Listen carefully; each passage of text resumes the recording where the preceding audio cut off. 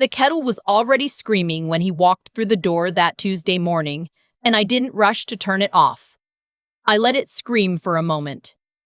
Just a moment. Then I poured my tea, wrapped both hands around the mug, and sat down at the kitchen table like I'd done every morning for the past 31 years in this house. My house. The one I'd bought with the insurance money after my first husband passed. The one I'd repainted twice, replanted the garden 3 times, and loved through 2 leaky roofs and one very bad winter that cracked the foundation on the east side. He came in behind me, didn't say good morning. Just opened the refrigerator and stood there too long the way he always did. Like the answers to life's questions were stored behind the orange juice. "We're out of the good creamer," he said. "I know," I said. That was the whole conversation. His name was Dale. We'd been together 4 years, living together for 2. He was 63, divorced twice.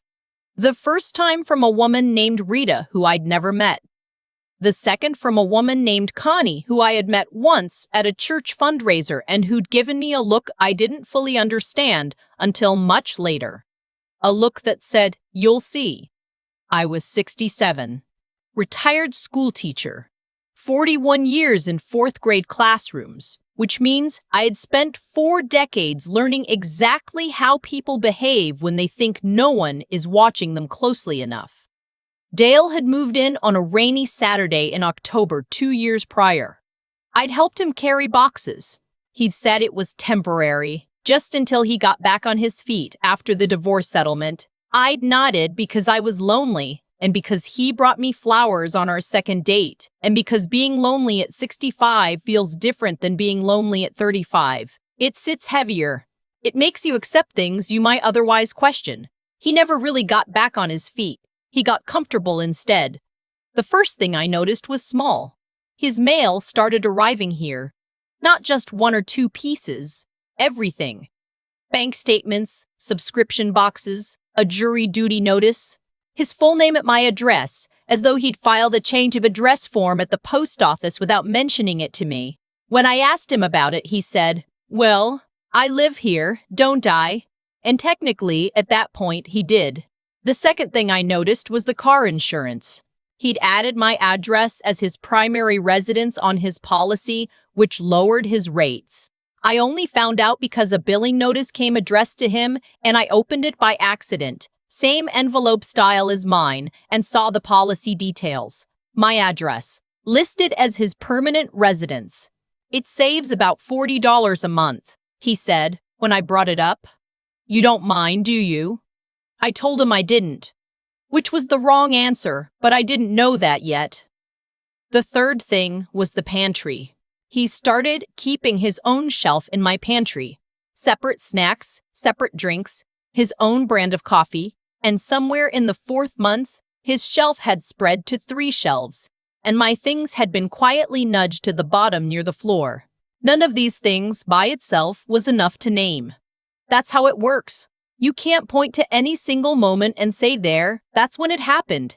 It happens in accumulation, in the quiet rearranging of a life that used to be entirely yours. The loan application was what finally made me see it clearly. I found it in the 2nd drawer of my writing desk, the one in the small room I use as an office, the room where I grade papers when I was still working, and now where I keep my reading chair and my grandmother's quilt, and my own private. He had no reason to be in that room. He knew it was my space. The papers were for a personal loan, $45,000. The lender's name was a finance company I'd never heard of. And there, on the application, in the box marked collateral, someone had written in my home address, my home, as collateral for his loan. Without asking me, I stood in the doorway of that small room for a long time. I didn't say anything to him that night, or the next day. I made dinner, watched the evening news, went to bed, and lay in the dark with my eyes open for a very long time, thinking. This is something I learned from 31 years of teaching. When a child does something wrong and knows they've been caught, they panic. They confess too much, or they double down, or they cry. But when they don't know you've seen them, When you are perfectly still and give nothing away, you have time to understand exactly what you're dealing with before you have to act. I had time. I intended to use it. The next morning, I called my son in Portland, not to ask for help. I want to be clear about that, but because he's a practical man with a practical mind and he knew the name of a real estate attorney in town, a woman named Frances who had helped his friend through a complicated property dispute 2 years ago. I wrote down the name and number. I thanked him then. Iris just doing some estate planning, which was not entirely untrue. I made the appointment for the following Thursday. In the meantime, I did what I do when I need to understand something completely. I made a list, not on my phone, on paper, in the small notebook I keep in my cardigan pocket. I wrote down every single thing that had changed in this house since Dale moved in. The mail, the car insurance, the pantry shelves, the way he'd started answering the front door like he lived here when neighbors rang, because of course he did live here, but the way he answered it, the ease of it, like ownership. I wrote down the loan application. I wrote down the date I found it. Then I went through my filing cabinet, the locked one in the closet, and pulled out every document that mattered. The deed to the house, my will, my bank account statements, my retirement account paperwork. I made copies of everything at the library the following afternoon while Dale was watching a baseball game, and I put those copies in my car, in a folder, under the passenger seat. I had learned, somewhere along the way, that important documents should always have a duplicate somewhere the other person doesn't know about. Frances's office was in a brick building downtown, 3rd floor, with a view of the old courthouse. She was maybe 50, with reading glasses on a chain around her neck and a handshake that meant business. I showed her the deed. I showed her the loan application. She looked at both carefully, set them down, folded her hands. "He can't use your property as collateral without your signature," she said. "Legally, this application goes nowhere without your written consent." "I know," I said. "I just needed to hear it said out loud." She nodded. Then she said, "But you should know, if he's already submitted this application and listed your property, the lender may have run a title search. You'll want to check with your county clerk's office to make sure nothing irregular has been filed." I hadn't thought of that. I went to the county clerk's office the next morning. Nothing had been filed. The deed was clean, my name only, same as the day I bought this house 26 years ago. I stood at that counter and felt something I hadn't felt in months. Solidity. Like the ground was actually under my feet again. That afternoon, I went to my bank. Not the branch I'd used for 20 years, a different one, farther across town, where nobody knew me. I opened a new checking account, transferred the contents of my primary account into it, and set up automatic deposit for my pension and Social Security payments. The young man who helped me was very kind. He asked if there was anything else he could do. I told him yes. I wanted to set up the account so that only I could access it. No joint holders, no authorized users, and I wanted any correspondence mailed to my son's address in Portland rather than my home address. He set it up exactly as I asked. I drove home and made pot roast for dinner. Dale said it was delicious. He had 2 helpings. I want to stop here and say something honestly, because I think it's important. I wasn't angry, not in the way that burns and makes you say things you regret. I was something colder than angry, something more like resolved. There's a version of the story where I confronted him that first night, waved those loan papers in his face, screamed, cried, told him to get out, and maybe that version would have felt more satisfying in the short term. But I watched enough people burn their own houses down in anger, and this was my house, mine, and I was not going to burn it. I was going to handle it. The attorney visit was on a Thursday. The bank was on a Friday. The following Monday, I called my estate attorney, a different one, the one who'd handled my husband's estate years ago, and made an appointment to review my will. The will had not been updated since the early years of my retirement. It named some people who were no longer in my life the way they once were, and it did not reflect certain things I'd accumulated since then. I sat across from him for an hour and we went through it line by line. When we were done, I had a new will. My son was the sole beneficiary of the house and the primary account. A small charitable gift to the county library where I'd volunteered for 11 years. Nothing else complicated. Nothing that would surprise anyone who knew me. I did not mention Dale. That was intentional. On a Wednesday evening, about 3 weeks after I'd found the loan application, Dale came home later than usual and sat down across from me at the kitchen table with an expression I recognized from 41 years of fourth grade. The expression of someone who has done something and is trying to decide whether to confess or redirect. "I've been thinking," he said, "about maybe looking at some investment opportunities.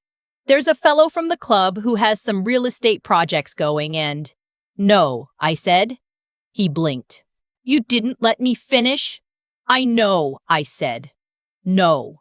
He looked at me for a moment the way a person looks at a door that won't open when they expected it to. Then he laughed, his easy laugh, the one he used when he wanted to smooth things over, and said, "You're funny sometimes, you know that." I didn't say anything. I picked up my book. He went to watch television. A week later, a letter came addressed to him from the finance company. I wrote them the game from the loan application. I set it on the counter without opening it. When he came downstairs that morning and saw it, something shifted in his face. Quick, almost invisible. If I'd been half paying attention, I would have missed it. But I was paying full attention. I had been for weeks. He took the letter to the other room. He was on the phone for 20 minutes. At dinner that night, he was quiet. He asked me, casually, whether I'd ever thought about refinancing the house, whether I knew what it was worth these days. "I do know what it's worth," I said. "I am the game. I am Attilius O'Keffing." He said. "The deed is clean," I said. "Just my name. Always has been." He looked up from his plate. I looked back at him. That was when he understood. Not everything, not all at once, but enough. He understood that I knew something, and that I had been quiet about it deliberately, and that the ground he thought he was standing on was not as stable as he'd assumed. He didn't say anything for the rest of dinner. The weeks that followed were different. Not dramatic. Nothing in a house between two people over 60 tends to be terribly dramatic, or at least not in the way you'd see in a movie. It was more like a slow exhale, like the air in the room slowly changing temperature. He stopped asking about the finances. He stopped having his business mail delivered here. I noticed, one afternoon, that his name had disappeared from the utility app I used to monitor the electric bill. He'd added himself as an account contact at some point without telling me, and now he wasn't there anymore. He started spending more evenings out. Dinner with friends from the club, he said. Visiting his son in Tucson. A fishing weekend with an old colleague. I didn't ask too many questions. I made my tea in the mornings and read my books in the evenings and went to my water aerobics class on Tuesdays and Thursdays, and I let the house feel like mine again, quietly, room by room. He moved out on a Saturday morning in March. He didn't announce it ahead of time, at least not formally. There had been enough conversations in the weeks prior that both of us understood it was coming without having to stage a scene about it. He'd found an apartment, he said. Nice place, downtown, easier for him since he was spending more time in the city anyway. I nodded. I told him that sounded like a good fit. He packed his things methodically over 2 days. He was not unkind about it, and neither was I. Whatever this had been between us, whatever good pieces had existed at the start, I had enough grace left to treat him with basic dignity. That was not for his sake, that was for mine. On the last morning, he stood in the kitchen doorway with his travel bag and looked around the room. "You'll be okay?"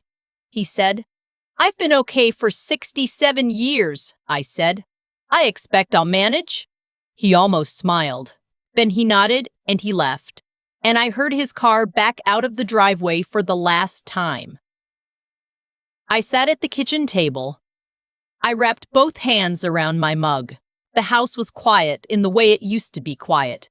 Fully, completely, without the undercurrent of someone else's presence rearranging the air. That spring, I repainted the small office room, a color called linen white, soft, clean, like a fresh page. I had the locks changed, all 3 doors, by a locksmith I found in the phone book. I moved the reading chair to a better spot near the window where the afternoon light falls long and golden. I went back to the county library on Tuesdays. I started a container garden on the back porch. Tomatoes, basil, one very ambitious pepper plant that didn't make it past July, but tried its best. My friend Teresa asked me a few months later if I regretted it. Not leaving him, she knew better than to phrase it that way, but letting him stay as long as I had. I thought about it honestly. No, I said. I think I needed to learn something. What's that? She said. I looked at my garden for a moment. That quiet isn't the same as weak, I said. That knowing something without showing it is its own kind of power. That the deed to your own life should always, always be in your name. She laughed. Then she said, "That's very good. You should write that down." I told her I already had.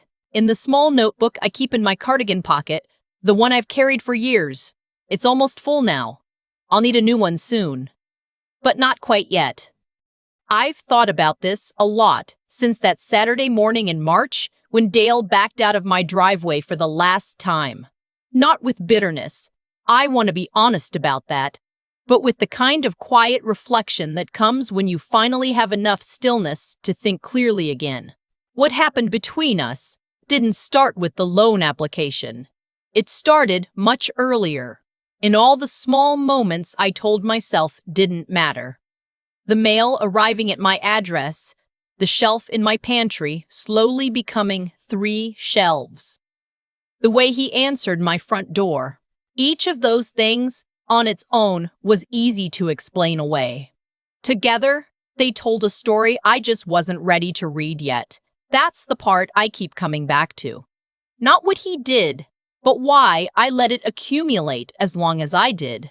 I think, if I'm being truthful, it was because I confuse kindness with permission. I was raised to be accommodating, to make space for people, to not cause a fuss, and those are not bad qualities. But there's a version of generosity that tips over into something else entirely. Into a kind of quiet erasure of yourself, so gradual you don't notice until you're standing in your own office looking at a loan application that uses your home as collateral, and realizing that somewhere along the way you stopped acting like this house was yours. The thing about consequences is that they rarely announce themselves.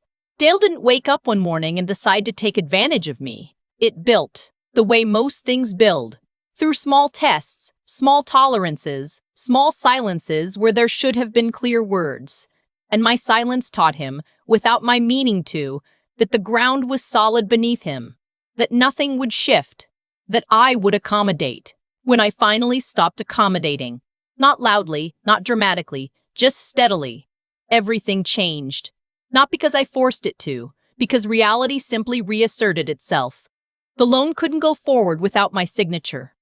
The deed had always had only my name. The account I opened across town was mine alone. I hadn't taken anything from him. I had simply stopped pretending that what was mine was somehow shared.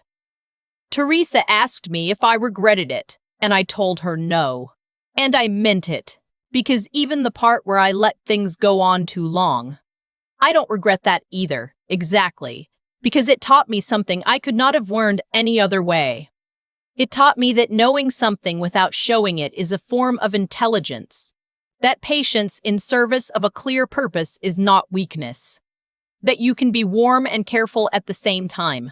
You can be decent to someone and still protect yourself completely. Those things are not opposites. I am 67 years old. I have been a daughter, a wife, a widow, a mother, a teacher, and now whatever this chapter is. And I will tell you that the most important thing I know after all of it is this. The deed to your own life has to stay in your name. Not out of selfishness, not out of fear, but because you cannot give from an empty house and you cannot love from a place that no longer belongs to you.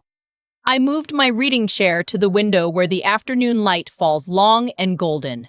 It's a small thing, but every morning I sit in it with my tea, and this house is quiet in exactly the way I like, and that is enough. That is more than enough.